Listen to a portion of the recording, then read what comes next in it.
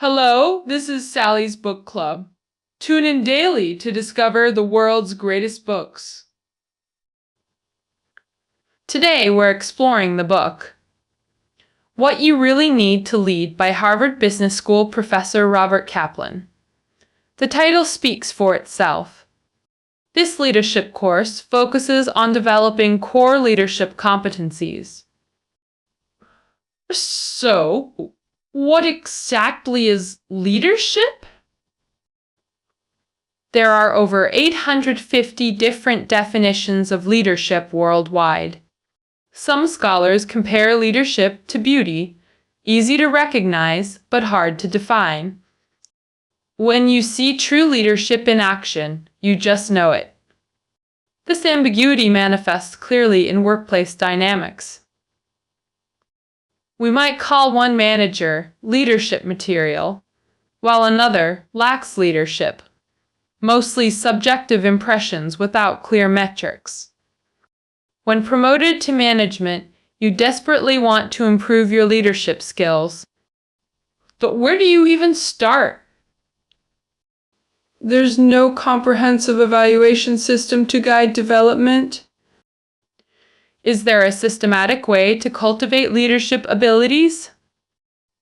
Professor Kaplan believes there absolutely is. Before joining Harvard, Kaplan served as vice chairman of Goldman Sachs. Goldman Sachs is often called the training ground for U.S. Treasury secretaries. Alumni include Clinton's Robert Rubin and Bush's Hank Paulson. The Trump administration was even jokingly called Government Sachs due to numerous Goldman appointees. Kaplan's Goldman experience gave him unique access to top-tier leaders across sectors. As a management consultant, he's advised executives from Fortune 500 companies to mid-sized firms. From Wall Street financiers to Gulf Coast manufacturers to Silicon Valley tech snot-totes, Kaplan's worked with leaders facing every imaginable challenge. Through this research, Kaplan developed a comprehensive leadership framework. The core principle, effective leadership development, requires focusing on key questions. Kaplan found exceptional leaders aren't mid-oc, rock stars, or prophets. They come in all personalities with different approaches. They don't have all the answers. Like all leaders and employees, they face uncertainty and doubt. So how do they ultimately lead teams to achieve great goals? Kaplan says successful leaders step back and ask key questions when uncertain. What questions truly matter? This forms the core of the book. Today we'll explore Kaplan's 7 key questions, essential reflection for both seasoned managers and new leaders. Examining these questions is like holding up a mirror to your leadership practice. First question: what's your company, team vision, and priorities? Kaplan believes setting vision is leaders' primary task. Vision. Vision, in English, describes organizational direction and future aspects. What do you want to achieve in 10 years? What value will you create? What legacy will you leave? Leaders must articulate this vision clearly and concisely. Why does vision matter? Humans crave belonging. We want meaningful work that contributes to something bigger. Without vision, employees work just for money, treating the company as a temporary stop. Does vision just need to be grand and inspiring? No. Vision isn't empty promises or pretty words. It must be grounded in unique organization strengths. Google's vision: organize the world's information for universal accessibility. built on their unmatched search technology. Alibaba's vision: be the global leader in eco-zinc services, Uber's transportation as reliable as running water, all rooted in distinct capabilities. Crafting compelling vision requires extensive preparation. Leaders must analyze industry trends and past successes to identify unique advantages, like evaluating if past visions align with current market conditions, or assessing if existing capabilities can support new visions. A vision answers: who are we, and where are we going? But you also need a rotate. This rotate consists of critical priorities. Critical priorities are the 5 essential tasks required to achieve the vision. Too many priorities, like 20, create confusion about what truly matters. Categorize tasks. 1 must do perfectly. 2 must do adequately. 3 nice to have. The first category becomes your critical priorities. These priorities must then cascade down to department-level objectives. Leaders must communicate vision and priorities repeatedly to all team members. A common mistake: overestimating staff understanding of strategic goals. Annual all-hands meetings alone are insufficient for communication. During crises, reinforce vision and priorities even more frequently. Emergencies require adjusting priorities, like oil spills or product recalls. Leaders must focus resources on critical priorities first. Second key question: how much time do you devote to priorities? Time is your most valuable asset. Value creation depends on its effective use. Yet most people undervalue time management. Test yourself. Recall how you spent time, money over the past 2 weeks. Well, I believe most people can give a fairly accurate answer.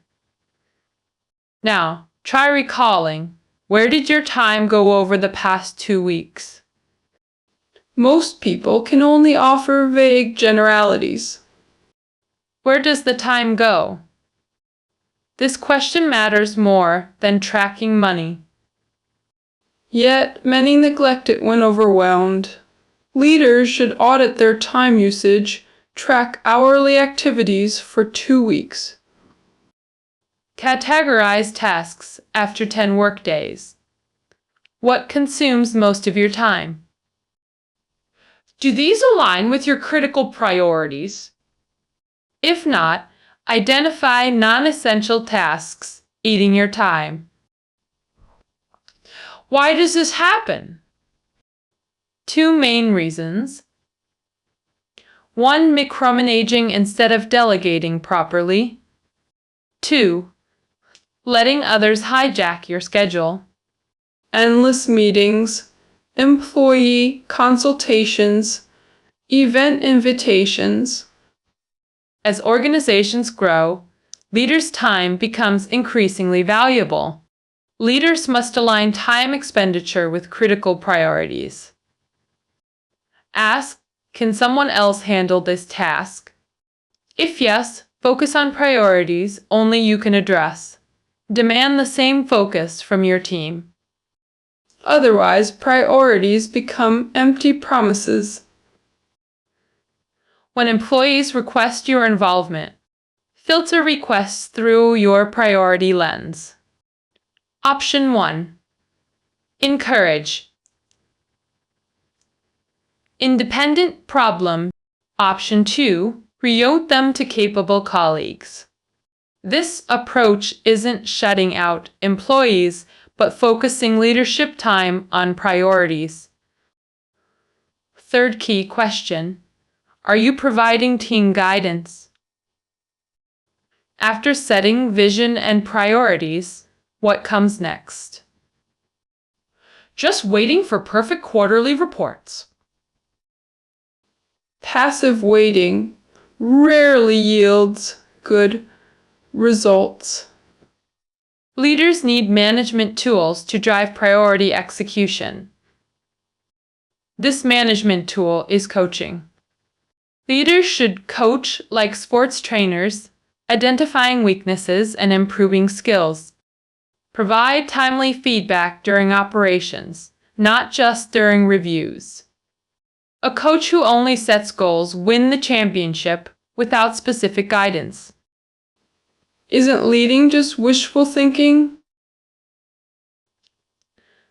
3 aspects of effective coaching.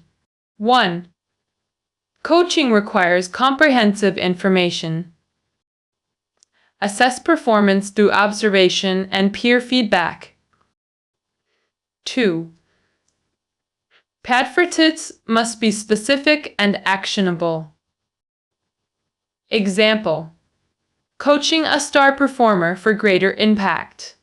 Vague feedback: increase your influence within the company. The employee would be confused about implementation. The problem lies in vague feedback phrasing. Better feedback: contribute more in strategic meetings with constructive ideas. 3. Limit direct coaching to manageable numbers. Typically focus on direct reports.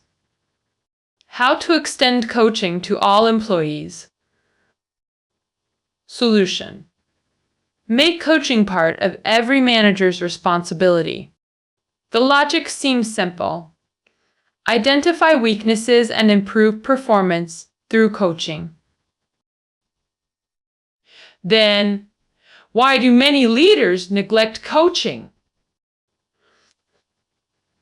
3 key reasons. 1.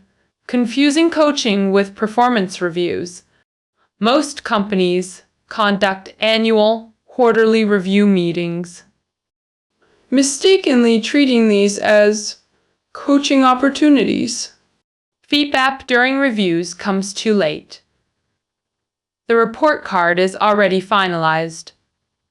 Criticism at this stage feels punitive rather than constructive. Performance evaluations directly impact compensation and promotions. Employees become defensive in this high-stakes context. Provide coaching throughout the cycle, not just during reviews. Coaching aims to improve performance while developing staff. 2. Underestimating coaching's value. "I'm too busy" is an unacceptable excuse, according to Kaplan. Developing talent is fundamental to leadership. Employees crave feedback. Silence breeds disengagement.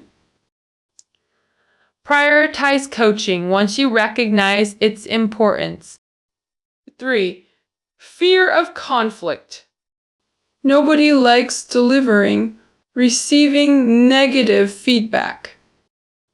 Some leaders avoid tough conversations to maintain popularity. This creates pent-up issues that eventually explode. Example: withholding feedback about an employee's flaw for months. When they finally ask for promotion, you reveal your true thoughts. The employee will likely feel betrayed and angry. Constructive feedback won't diminish respect if delivered properly. Kaplan notes: no employee ever left from receiving too much guidance. 4th key question: have you delegated effectively?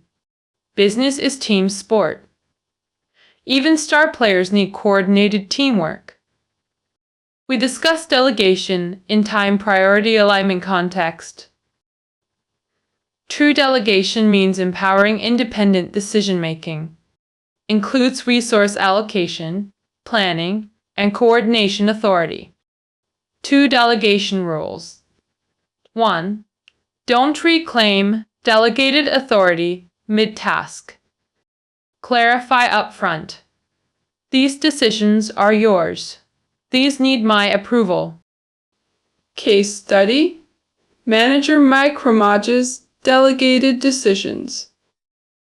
What happens when leaders override delegated decisions? Staff learn delegation is illusory. They stop making decisions. How to handle critical mistakes in delegated work. Kaplan's advice. Thoroughly discuss before overriding decisions. 2. Don't abandon staff. Provide support when requested. Regarding product finalization authority delegated to the operations director, if design teams approach you directly, redirect them to maintain delegation integrity. Kaplan uniquely links delegation with succession planning. Leaders should develop successors for all key positions from day one. Effective succession planning delivers 3 benefits. 1. Mitigates sudden personnel changes. Prevents operational paralysis when key employees depart unexpectedly. 2. Attracts. Retains talent by demonstrating growth opportunities. Kaplan reiterates, talent development is fundamental to leadership. 3. Create synergy between delegation and succession planning. How to build succession systems. 3 recommendations. 1. Create organizational charts with successor assessments. 2. Develop personalized career roadmaps for successors. 3. Biannual succession review meetings with department heads. 5th key question. Does your team need restructuring? Organizations oscillate between 2 states. One nation, vision, priorities, and resources in harmony. The second state, organizational drift from vision. Intense competition causes gradual deviation. External factors like market downturns or disruptive innovations, internal issues like product stagnation or talent drain. These shifts often go undetected until reaching critical stages. Leaders must keenly perceive changes and drive organizational adaptation. Kaplan metaphorically describes leaders as organizational architects. What should leaders do when detecting misalignment? Solution: form task forces comprising high potential successors across departments. Why not use senior executives for task forces? Successors offer fresh perspectives, unclouded by emotional attachment to legacy systems. Encourage cognitive diversity to prevent groupthink paralysis. Kaplan advises, welcome constructive debate. Truth emerges through challenged assumptions. Develop actionable plans based on task force recommendations. 6th key question. Are you leading by example? Leaders energize organizations through vision and coaching frameworks. But the most potent force is exemplary leadership. Employees emulate behavior, not policy memos. Leaders often subconsciously develop double standards. One set of rules for staff, another for themselves. Will staff follow policies or mimic leadership behavior? In all organizations, government, SOs, private firms, multinationals, leadership conduct remains under constant scrutiny. Employees scrutinize your actions. Whether they align with stated values shapes organizational culture through imitation. 3 critical tests of exemplary leadership. First test. Who do you promote? This sends powerful cultural signals. Promotion decisions reveal your true values and priorities. Employees watch for alignment between your actions and corporate vision. Inconsistency makes vision statements meaningless. People chase perceived rewards. Case study. Manufacturing firms failed service. Dressing. The strategy made business sense but lacked internal support. Why? CEO exclusively promoted production staff. Workforce learned. Manufacturing is all that matters. Second test. How you handle pressure. Leaders often maintain composure during smooth sailing. True character emerges under stress. Values violations during crises leave lasting impressions. Third test. Admitting mistakes. Never deflect responsibility. Kaplan, errors aren't fatal, but blame sifting destroys trust. Seventh key question. Are you maximizing your potential? Great leaders pursue continuous self-discovery. Peak performance comes from aligning abilities with organizational needs.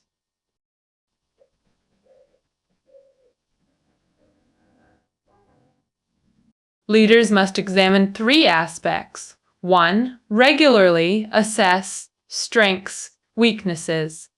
Especially during promotions, analyze how your traits impact new roles. Involve direct reports. They'll likely provide valuable insights. Maximize strengths through strategic role alignment. Develop training plans to address weaknesses. Second, identify your professional passions.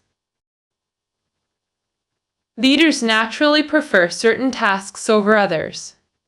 Delegate disliked tasks to passionate team members. Example: a CEO loving client work but neglecting operations management. Solution: delicate operations. HR functions to qualified executives. Third, cultivate authentic leadership styles. Leadership style equals work approach plus attitude. Styles vary. Humorous, serious, direct, indirect, analytical, relational. Blend styles situationally while maintaining authenticity. We've covered Kaplan's core leadership framework. Recapping the 7 key questions. 1. Direction, vision plus priorities equals organizational compass. 2. Time allocation determines organizational effectiveness. 3. Coaching. Specific feedback, vague expectations. 4th question. Have you empowered your team? Effective delegation focuses leadership on strategic decisions while developing talent. 5th question. Does your team need restructuring? Leaders must vigilantly monitor internal, external changes and drive necessary transformations. 6th question. Are you walking the talk? Employees mirror leadership behavior, not just comply with directives. Exemplary leadership unifies teams towards common goals. 7th question. How much potential are you unleashing? Great leaders achieve peak performance through continuous self-alignment with organizational needs. 2 key insights from Kaplan. 1. Leadership is a learnable skill, not innate talent. Traditional born leader theories are being replaced by modern developmental approaches. Charisma isn't prerequisite. Systematic practice creates leadership excellence. Kaplan's 25-year research with hundreds of leaders validates this perspective. Leadership muscles develop like abs through disciplined exercise. 2. Start with time auditing for leadership development. The 7 questions work best for experienced leaders.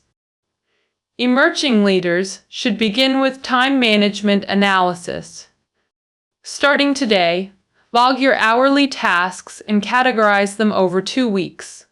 Analyze where your time goes. Is it aligned with team priorities?